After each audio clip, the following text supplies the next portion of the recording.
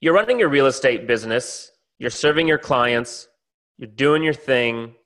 Do you ever wonder about whether, you're going to be happy doing this the way it's running forever?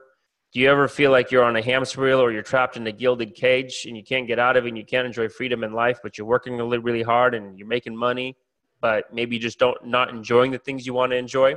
Well, today we're joined by Chris Speicher, and one of the most unique things about Chris is that while building a successful real estate business in one state and surrounding areas, him and his wife, who are a husband-wife team, decided to also move to Paradise, Hawaii, and live there full time and start building a business there. And guess what? They're doing it successfully. Last year, they closed nearly 200 deals, and this year they're on track to hit or surpass 225 deals while running two awesome teams in two separate states. Okay, two separate markets. They're in Hawaii and they're in Maryland and some surrounding areas, DC, Virginia, Delaware, and they're enjoying life. They're running a successful real estate business. How are they doing that? How do you run a team virtually? How do you run a team remotely? How do you maintain culture and the integrity and accountability?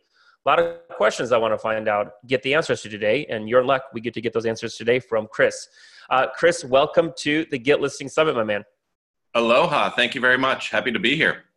Did I nail that introduction or what? You did. I'm impressed. It was pretty impressive. It makes me sound a heck of a lot, better than I am, but, I appreciate it. The mandatory humility. Excellent. Excellent. We're hitting all the check marks as speakers exactly. here, as speaker and interviewer. Well, thank you so much for joining us here today. I'm excited about this because I think that for a lot of real estate agents, once you get over the challenges of just consistently getting business, like challenge number one, right? Transactions. Once you get past transactions and things are flowing more consistently, money's coming in, right? Then I find that what happens next as a challenge oftentimes is the gilded cage, is the hamster wheel, it's the trap, right? Yep. And then you're just stuck running on the hamster wheel to keep it moving. And that's usually the second place that most agents get stuck if they don't get stuck at just getting transactions consistently. And for the few that get out of, for the percentage that go from transactions to stuck in their own success, trapped by their own success, even less of a percentage, I think, go from trapped by their own success to freedom, impact, just freedom, just the freedom to actually enjoy the success and the fruits of the work that they've been doing. Right. You guys have managed to pull it off. You and your wife, Peggy, was it Peggy Ellen? Peggy Lynn. And so I want to know how you guys do it fundamentally. How have you guys gone about doing it? So where I want to start off today's interview is this. When other real estate agents hear about you, hear what you've done, come to you for advice, what is the question that they don't ask you that you wish they did ask you more often? What truly makes you happy? Really? I think that's, a lot of the agents that I work with and the team leaders that I work with and talk to only want to talk about real estate. And I'm surprised that your answer was you know what I mean? Yeah. Real estate based. And I think that's a lot of the, that's the key to a lot of these conversations that I have, that they want to talk about the real estate machine. They want to talk about operations. They want to talk about, commission splits. They want to talk about lead conversion and lead distribution. But a lot of people that I talk to, I back way, way, way, way, way up and say, so, things like, so what do you want to do? What makes you happy? Mm-hmm. Is real estate for you? Is this something you can see yourself doing forever? Within that, kind of within that context, what in the real estate space or what that you're doing today makes you happy and what makes you unhappy? And you'd be shocked at how many people say, well, real estate doesn't make me happy. The money makes me happy. Right. But real estate in and of itself doesn't necessarily make me happy. And that helps guide a lot of conversations in where do you want to go from here today? And let's kind of create a blueprint to get there. Because we can create blueprints to keep you in real estate. We can keep you in transactions. We can keep you in production, or we can create a blueprint that allows yourself to be removed from the business and either sell your business or keep your business running, or, maybe ultimately get out of the business. But it's a much more fundamental question that people need to ask themselves, which is what makes me happy?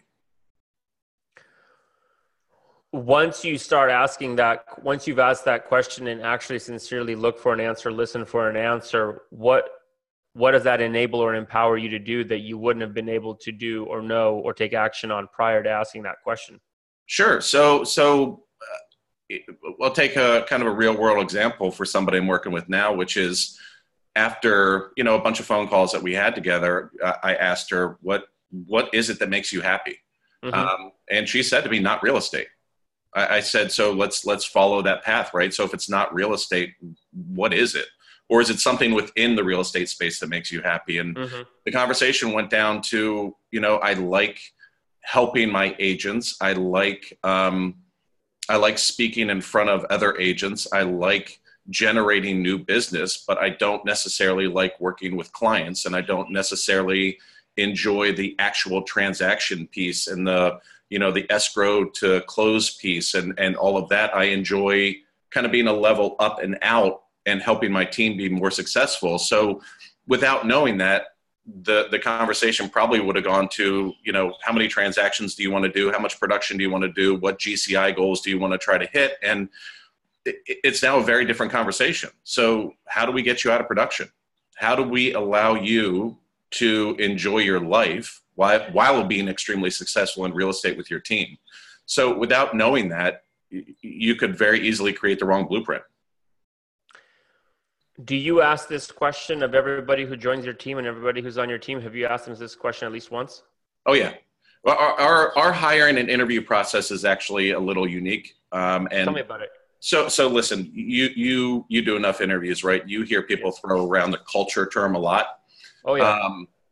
We are very big on culture, and we are very big on who we allow to represent our team and our name and our brand. So just the hiring process as it stands today is a quick phone call with me. So it's all word of mouth. We do no advertising. It's a quick phone call with me to ensure that you can have an articulate, intelligent conversation. We talk about goals. We talk about dreams. We talk about, what do they ultimately want out of this? How long are they really committed to doing this? What interests them in joining a team? It's kind of very high level questions. Mm-hmm. If I feel like they could be a good fit for the team or they've answered the right questions. And by the way, if somebody talks to me about commission splits in that first call, we're a no-go. I want people who are hungry and assume that the financial rewards are going to come with the team. So if it all goes well with me, I actually schedule interviews with one agent on my team, my head of client care, and my head of transaction management. So all three of them get to interview this person, whether it's individually or as a group or a lunch or whatever the case may be. They each meet with the person. If one of those people say no, the interview process is over and we don't go any further. So everybody on the team that interviews that individual has the opportunity to veto that person joining the team based on whatever their criteria is. It doesn't matter to me. Criteria are. Doesn't matter to me. If they feel like they're not the right fit for me, I trust their opinions. If they reach the kind of the all four of us saying yes, it's then a call with Peggy Lynn. So Peggy Lynn's ultimately the team leader. She is the one that has all the advertising. She is the team leader according to the Maryland Real Estate Commission and our brokerages and everything. So you then get to meet with Peggy Lynn, and she's excellent at diving into what's your why, what's important to you in your life, and what drives you, and why are you going to get out of bed every day and work in this crazy business. And if that interview goes well, we then extend them an offer to join the team. And they're on a pretty lengthy probation period to get going and get leads and start transacting and things like that. But, we are very protective of what we've built. We're very protective of the team members that we have. We're very protective of ensuring that our kind of core group of people, that the camaraderie and the atmosphere that we built, nothing can get in the middle of that. How was asking the question, what truly makes you happy, right?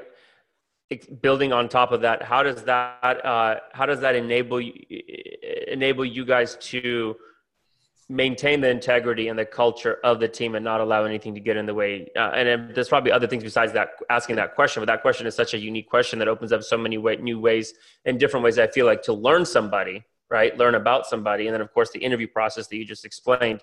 How does all this lead to then being able to effectively grow, and to grow a team remotely? Yeah. So when we have, and I think this is kind of what you're asking, when we have a vested interest and we care about what makes our team members happy, and not just what they provide to us and we can provide to them from a systemic and financial standpoint, it matters, right? So we know what makes everybody on our team tick and what's important to them and why those things are important to them. If it was just transactional, there wouldn't be that deep connection that we have. I can say that when we were in Maryland, we would have trusted anybody on the team with a key to our house. And if you don't have that deep connection and understanding of what drives them and their why, I don't think you get to that point. And helping them to understand their why, and us tracking that when things might go sideways or they have challenges in life or challenges in business, we can help them get back to their why and get back to helping them go back to, you're here because of this. You're here because you said this is the reason you wanted to join the team and this is what makes you happy.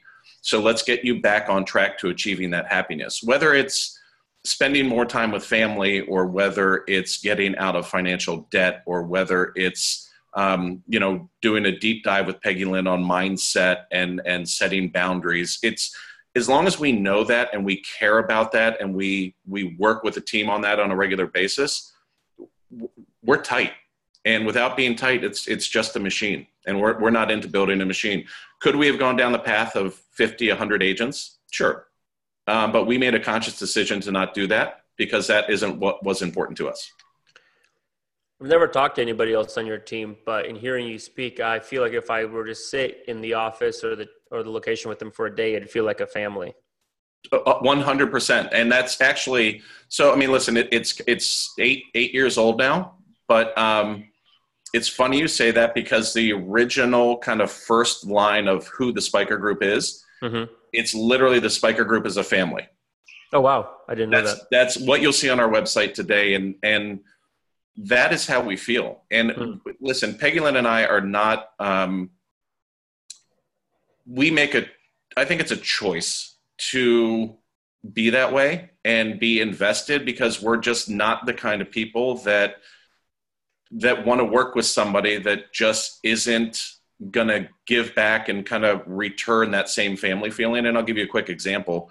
The very first buyer's agent we hired, and now this is going back, this is 8 or 10 years ago. That person did more than 50 units her first year with us. Okay. And we let her go on her 1-year anniversary because we did not have our hiring practices down correctly. As we started to grow, instead of embracing the growth and embracing new team members, that person became defensive. That person territorial, to the point that it began to disrupt the organization, and we parted ways. So it's not about the money for us. It's about helping people achieve growth and be successful in their life, not just necessarily real estate, because if real estate's a vehicle to help them do that, we're here to help them. I feel like if you take care of a team, the team ultimately ends up taking care of you. Without question. And, and that's how we're structured. We are structured that everybody on the team gets paid at settlement. So everybody has a vested interest in ensuring that everybody else is successful. Right. When somebody is checking up or trying to help another team member, nobody takes it the wrong way, because we all have the same goal in mind. And, ultimately we take care of them, they take care of us. And the interesting thing too, is when we announced the move to come out here, something I think very unique happened is the team took extreme ownership of our brand, because we were no longer there to, defend it isn't the right word. It wasn't defending the brand, but what's that? To champion it? Yeah, to champion the brand and kind of carry that torch of the Speicher Group. Mm-hmm. The ownership that they've taken now that we've been gone is so extreme. It's pretty amazing. Wouldn't have happened if it wasn't the family culture that you guys have, I bet. Oh no, If it was no. purely transactional driven or results money driven, I probably wouldn't have gone that way. I'm guessing. I'm just based upon. Yeah, I'm guessing you're right too.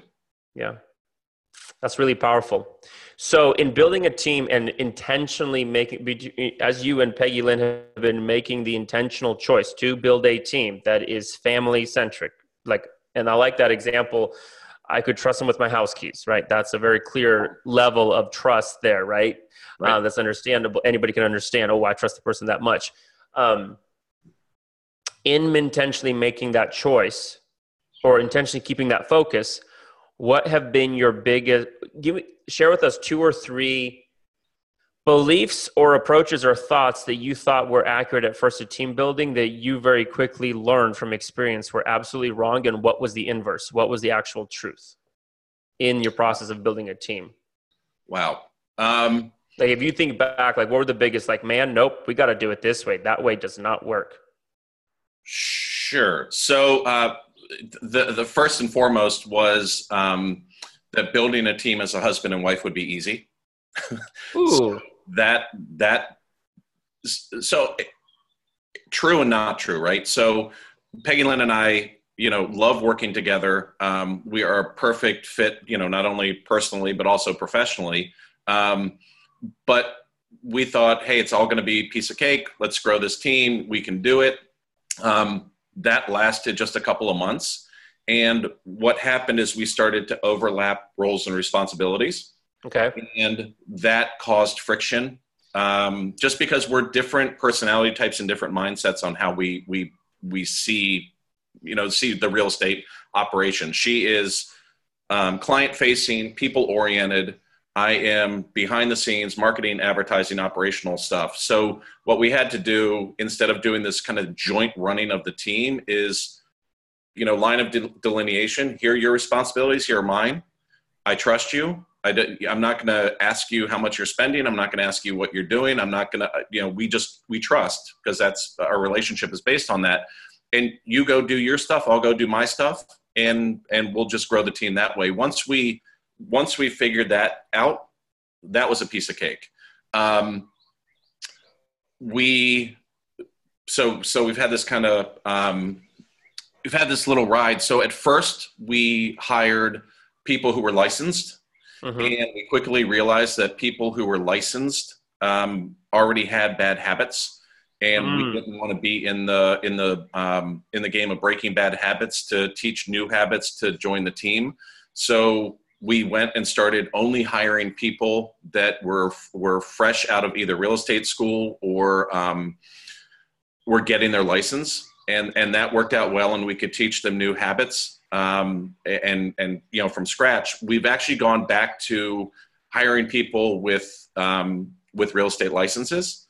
So what we realized is that there's a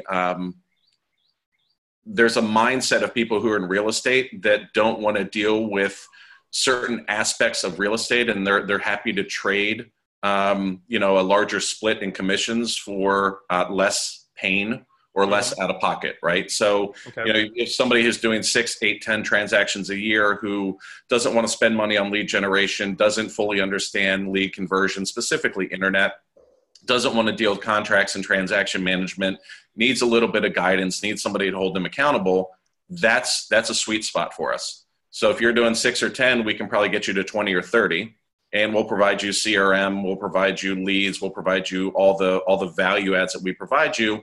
And most importantly, I think, is one-on-one time with Peggy Lynn about mindset and what's your why, and then working with our client care team on some scripts and dialogues to ensure that they're successful. And we've had really good success with that, kind of reversed how we started. Mm-hmm. That makes a lot of sense. Yeah. Yeah, that does make a lot of sense. I really like your point about you didn't have to unteach bad habits. Because that's got to be one of the hardest things to reframe somebody around, right? Is once they've picked up a habit or two that's bad. Right. Especially belief habits, I bet, right? Are like the most insidious. Right. And it's so right. So listen, I think there are, if they're open to changing kind of that belief structure, Mm-hmm. and trusting in us to guide them, they'll be extremely successful. But like I said, there are many people that get into real estate. They want to be independent. They don't want the accountability. They don't want people to hold them to a higher standard. And that's not what we do. We need the openness. We need to know we need to dig into who they are and have them alter their either beliefs about real estate or the leads that come in, or what they're capable of doing, which is generally what we uncover. People have limiting beliefs all over the place, and we help them uncover that and get over that. And, those bad habits, we don't want to, you have to be open to that change in habit and lifestyle and how you operate on a daily basis. And we can help people with that. Yeah, I was interviewing Jay Niblick, founder of Wise Hire, and he's the creator of the DISC Index, one of the variations of the original DISC work back from the 20s. And he was saying that in the US population, the lowest percentage of people are a high D. But in real estate attracts a disproportionate percentage of high Ds. In fact, our industry has the highest percentage of people in real estate are Ds, but in the general population, it's the lowest percentage. So to your point about, not wanting accountability, not wanting to hold the higher standard, that's usually like a high D, right? Somebody, or high I, somebody who's like, doesn't want the structure. I mean, that's interesting. And I'll give you two quick examples, right? So we have two people on the team in their 20s and knew that they could do a lot better. So spent a lot of time with the team as a whole, talking about gratitudes, affirmations, how you grow and all that kind of good stuff. And by the way, we were with Tom Ferry for a very long time, and we owe a lot of our growth and success to Tom and his organization, especially when it came to laying the foundation of the team and the hiring and that kind of stuff. So I want to give a big shout out to Tom and Debbie Holloway, who was our longtime coach. But so we met with both of them one-on-one before we left, and really uncovered very personal things that were going on with them, or very personal things that had happened to them that created a limited belief system, and put them in a position more in their personal side of their life that made real estate very difficult to achieve the success in real estate. Worked with both of them on gratitudes, affirmations, exactly how to structure your morning, how to really get your mind correct, in the first 2 hours of the day. And what we've always said is give me 10 hours a week. Just do what I ask you to do 10 hours a week. And the rest of the time, it doesn't matter what you do. You're going to be so busy that you're going to be extremely successful. So fast forward, we had those conversations with them at the end of last year, or the end of 2017. In 2018, one of them grew their business by 79%, and one of them grew their business by, I think, 22% year over year, simply by getting their mind right and having a strong morning routine that included gratitudes, affirmations, lead follow-up, working our CRM, and really having a really focused hour and a half or 2 hours, 5 days a week, has made huge changes in their lives. Gotcha. I love that. Let me ask you this. Based upon what it takes to run a team, right? Build a team, grow a team, lead a team. Tomorrow morning, you wake up and you have the power to install this piece of software into every real estate agent's brain who is trying to build a team like you and Peggy Leonard have done, right? And are doing. So for every agent out there who is team building minded, right? That's what they're trying to do. That's one of their goals.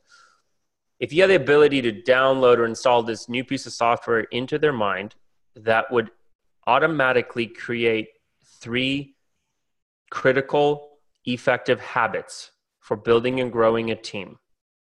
What would those 3 habits be that you would install as a piece of software into team leader, real estate entrepreneur type mindsets who are trying to build a team, based upon what it takes to build a team? Sure. So I think first and foremost is the practice of daily gratitudes and affirmations. Okay. Get your own head straight before you can get your team straight. Focus on providing massive value to your team members, not yourself.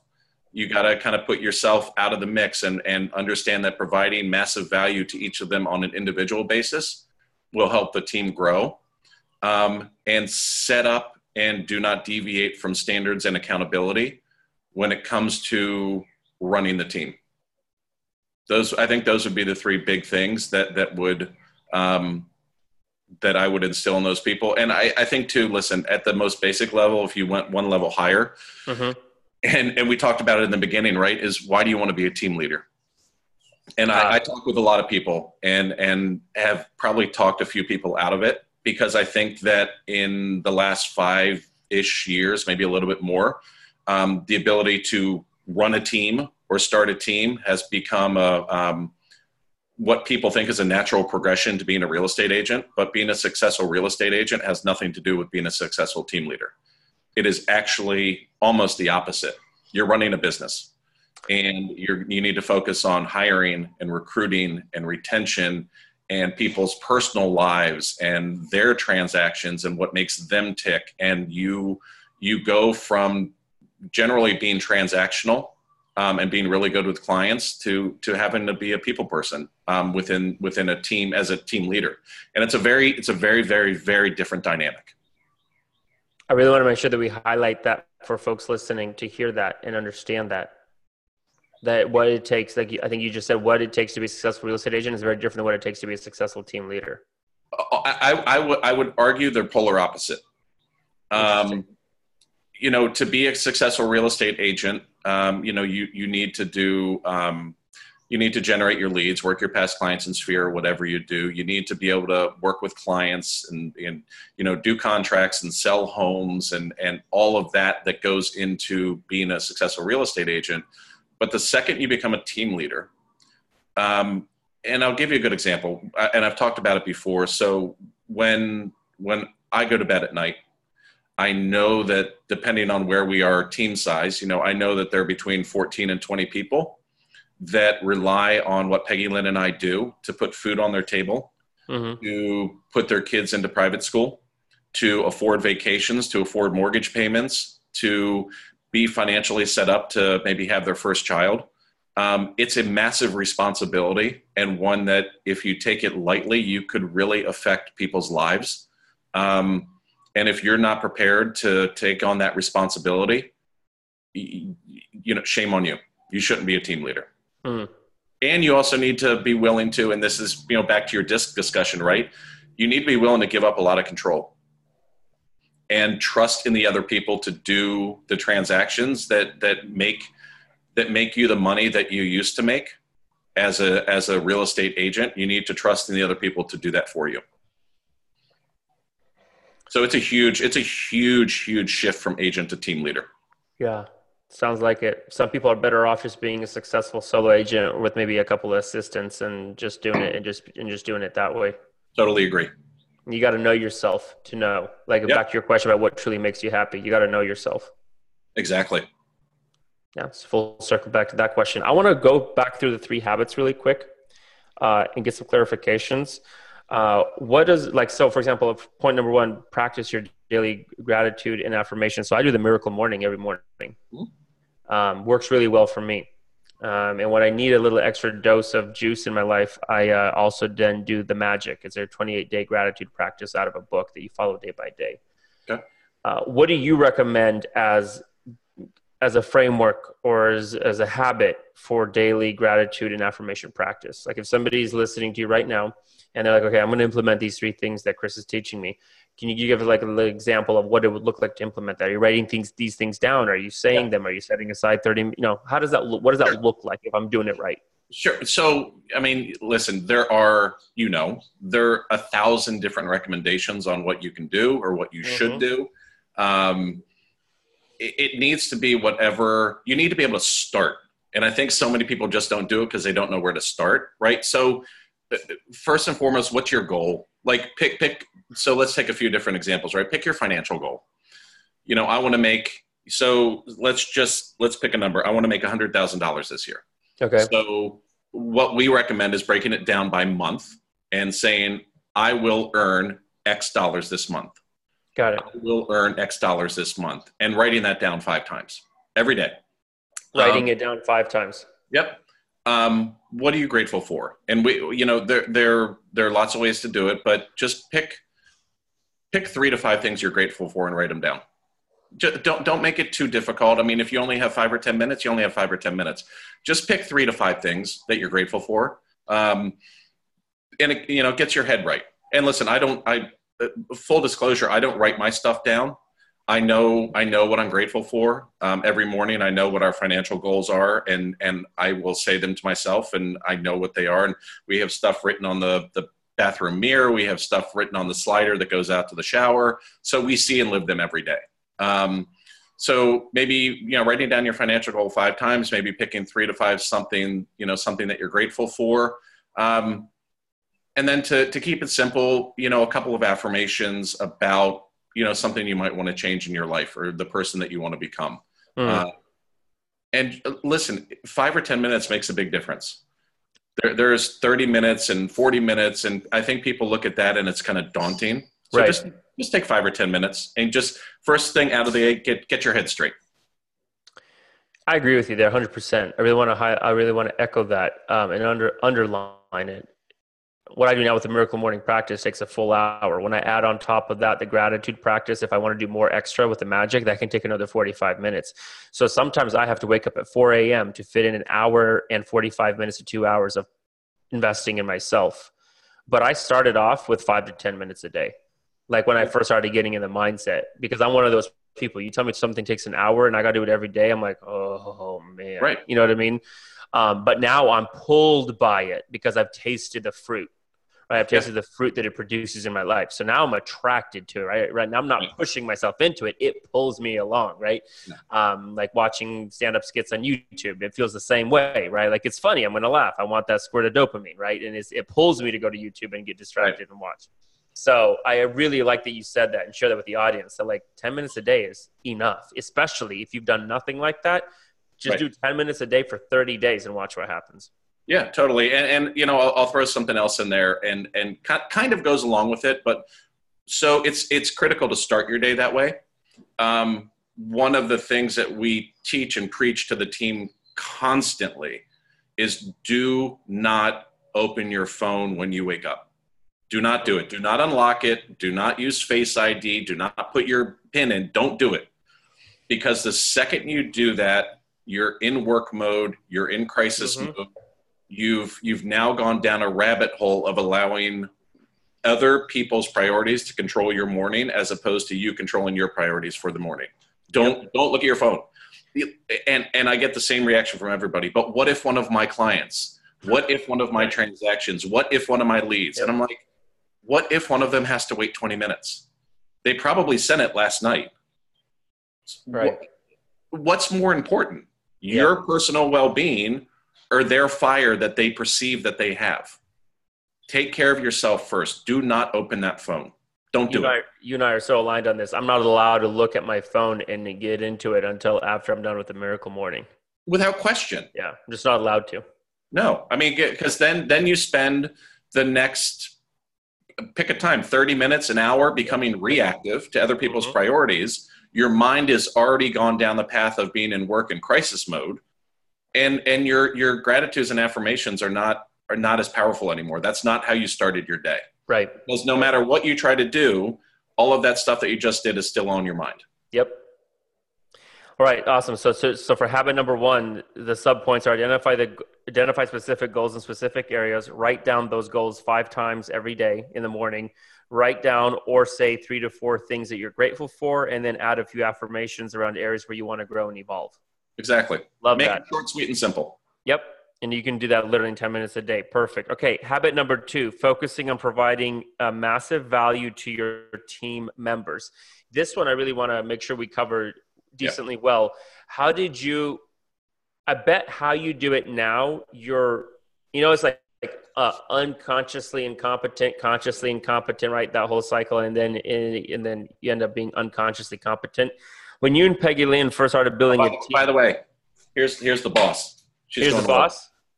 Hey, boss. Hi. Hi. Nice to meet you. You too.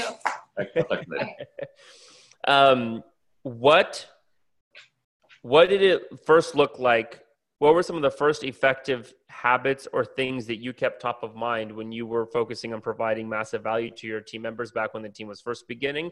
And then how has that evolved to what you do now? Right? I'm sure it's a discipline, just like your gratitude practice in the morning is a discipline. I'm sure being able to provide consistent massive value to your team is a discipline of some sort. So what were some of the first successes in providing massive value that you and Peggy Lynn did that somebody listening could duplicate and model in their business right now? Sure. So, when we first started, we didn't know anything. It was my entrepreneurial mindset and coming out of the high tech world and just wanting to grow exponentially that scared the hell out of Peggy Lynn. And, we did it anyways. Right. So, our first one was, being able to generate enough leads that people could be extremely busy. Right.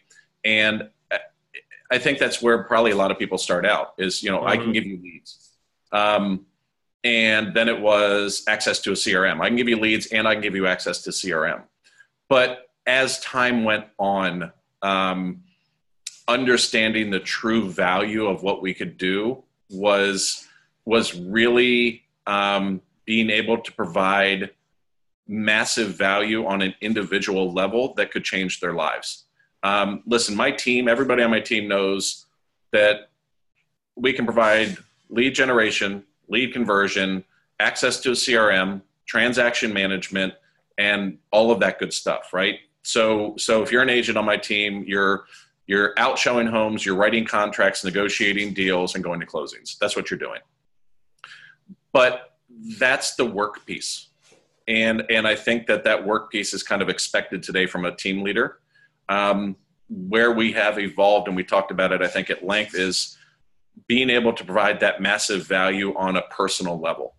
How can Peggy Lynn and I impact somebody's life to make them a better person, a better human, a better husband, a better wife, a better father, a better mother? Those are where we focus on our values now and what we can provide to the team and making massive changes in people's lives. If you can do that and you can have that kind of relationship and that kind of connection, you'll win every time. But I think that people, and again, this is why we go back to, a lot of real estate agents shouldn't be team leaders. It's not just the business. It's not just a business agreement. If you have way too many leads, just sign a referral agreement with somebody and call it a day. Don't expect them to join your team and, look up to you and look to you when their son gets in a fight at school or when one of their kids doesn't get accepted to private school or, when a family member passes away. That's one of the reasons we're here for the team. And unless you're ready, willing, and able to go down to that level, you're going to lose. That's value. Yeah. That's a whole different level of responsibility, Chris, though. That's like a whole different level of how, that's like a whole next level of the responsibility that the ownership that you're willing to take in impacting other people's lives. And the result of that is their willingness and their ability to provide massive value back to us, whether it be financial or protecting the brand or, my team is as strong now as it's ever been, and we haven't been in Maryland in a year. So there is, once you get to that level, the value that they provide back to you is pretty massive as well. I was looking for a book on my bookshelf. I can't seem to see it, but what you're talking about reminds me of a book called Extreme Ownership by Jocko Willink. Yeah. Do you, I'm just curious, tactical question. Do you make a recommended reading list or even a mandatory reading list for new team members? You know what? So I don't. So that's kind of an interesting topic too. We could talk about for hours is, listen, we've run the gamut of here's what you do, whether it's how many times do you follow up in the first 10 days? How many times do you follow up in the first 30 days? How many to-dos are set in our CRM, which is Boomtown. We're Boomtown clients. How many to-dos are set up? How many follow-ups do you have to do? How many phone calls did you make? How many emails did you send out? How many e-alerts are set up? I had an epiphany probably about 3 years ago and wrote this long letter to the team. It could be called a manifesto or something about the industry as a whole. Literally on a flight back from, I think it was probably a Zillow meeting. I literally said to the team, there are no more to-dos. I'm not going to check in and see how often you're following up. No more just reaching out to clients to just check in. No more, 15 follow-ups in the first 10 days or whatever that was that we were following at the time. We now come at the business from a place of service. We're here to serve. My team has minimum goals that they need to reach in order to stay on the team. I'm not going to get in the way of how they want to do their business. We have best practices, but I think each individual needs to figure out what those best practices are for themselves. And once we got away from all of that extreme accountability instead of extreme ownership, our conversion rates skyrocketed. Really? So you can have extreme ownership in the brand and the people, and you can have extreme accountability of what they need to achieve without micromanaging their day. My team was in heaven when we sent this out. And like I said, our conversion rates almost doubled when I stopped having them make pointless calls and send out pointless texts every day. You would not. I think if you asked 100 agents about what would have happened to the conversion rate, I would be hard pressed to imagine that less than 95 would tell you it would have gone down. Of course, because now we're so against the grain of what's normal. Yeah, but we use it to our advantage, right? Is when we speak to somebody, we let them know. Listen, I'm sure we're not the first agent you've contacted. Mm-hmm. When you contacted those other agents, they probably called, texted, and emailed every day for like 5 or 6 days. I said and we let them know, like, that's kind of a thing in our industry, right? And it's real estate agents coming from a place of scarcity as opposed to a place of abundance. We're here to serve. We're here to help you move on to whatever that next phase of your life is. We're really good at what we do. And we want to choose to work with you as much as you choose to work with us. So now that you're on our website, we'll set you up on an e-alert. So at least you can get property alerts, because that's the most important thing you want to see is the home. And we're not going to bother you. You know what? If we see something on the website where you're either running a mortgage or you favorited a house or you've done something like that, we're going to reach out and have a conversation with you about that. We're not going to bother you until then. And they are floored, because that's what the last 10 agents have done, where they submitted their contact information. And B, when we reach out and have a conversation with them about a behavior that they've had on our website or on Zillow, we're in rapport almost immediately. So we can say, hey, I saw that last night you favorited the house at 123 Main Street. Do you want to go ahead and schedule a private showing for this weekend? That makes sense to them, as opposed to call, text, email, call, text, email, call, text, email. Because if a vendor or a partner or somebody I was reaching out to did that to me, I'd block their calls. So we come at it from the complete opposite standpoint. We come at this business and our clients from a place of service, and we come at it too from a massive respect for our team members. We actually have a written, documented slick that all of our team members have, which is our perfect client. And if that client does not match that criteria, we choose not to work with them. I like that. Yeah. And people don't get that. That's coming at this business from a place of scarcity is I need to do anything I can to close every client I can, even if we can't stand them. That's not how, one of the things in there is the client respects me and my time.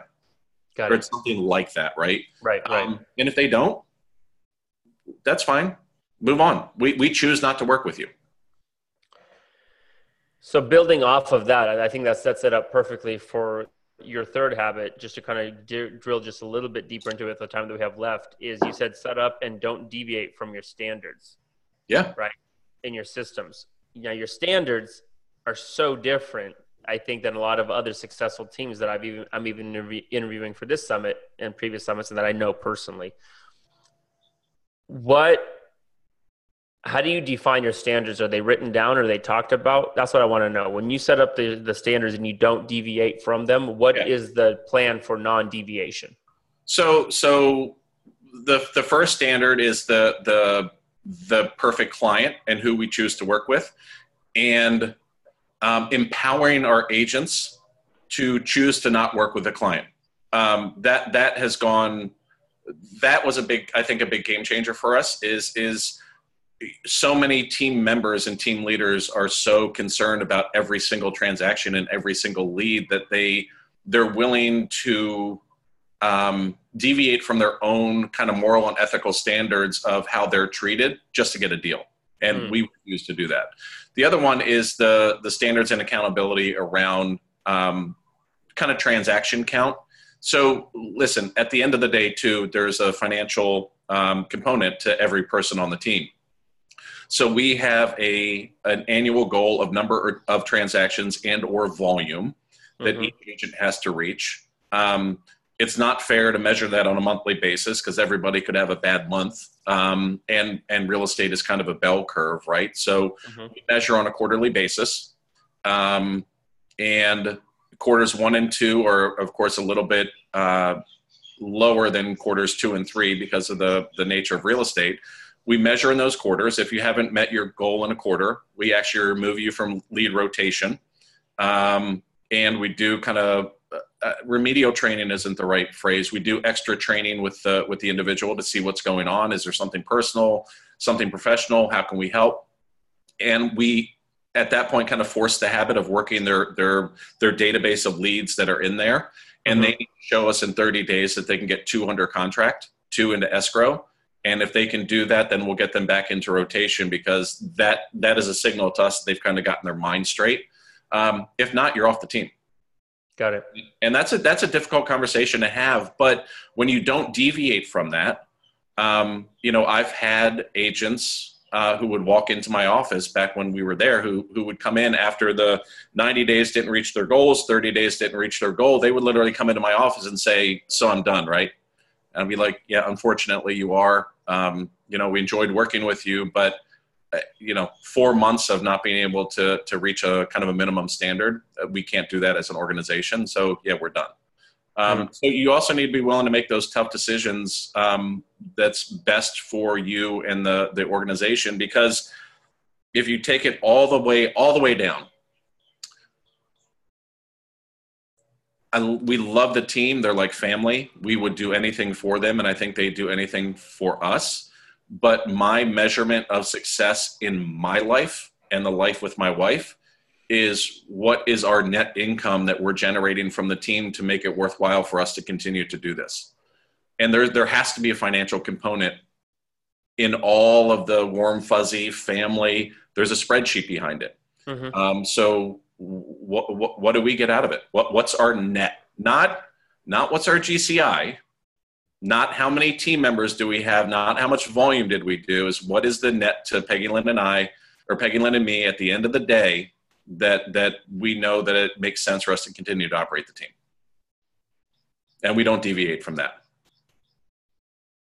I love it. This has been a very, very insightful hour together with you. A lot of unexpected answers here that make a lot of sense, pretty unique. And I think those answers speak to why you and Peggy Lynn have been able to accomplish what you've been able to accomplish with creating a team that feels like a tight-knit family, with being able to actually enjoy freedom and moving to a sunny tropical paradise, because that's what you guys truly wanted. Some people might want to go live in Iceland. Sunny tropical paradise view right now. Yeah, some people might want to go live in Iceland because that's their version of what they truly want, and they could be able to do it, if you know what I mean. Right. So I just want to, on behalf of everybody here in the audience, And myself, I just want to say thank you. I want to give you a big thank you for showing up today and just for sharing so openly and thoroughly, and just kind of giving us your playbook on how you guys have been able to achieve the success you've been able to achieve. I really appreciate it. And I know that a lot of people in the audience have not heard anything like this before, especially about team building and managing a team and growing a team. And I bet this is going to be a food for thought for a lot of people. So thank you for showing up and contributing and just bringing so much impact to the summit, Chris.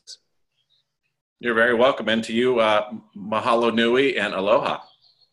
Yeah, awesome. For those of you who are here, if you want to get in touch with Chris for any reason and thank him for the interview, or if you want to ask him any questions, there's a link below to his website. Just click on that link, and all their contact information is on the website. You guys have a wonderful day. We'll see you on the next session. And Chris, once again, thank you so much. You're very welcome. Thank you.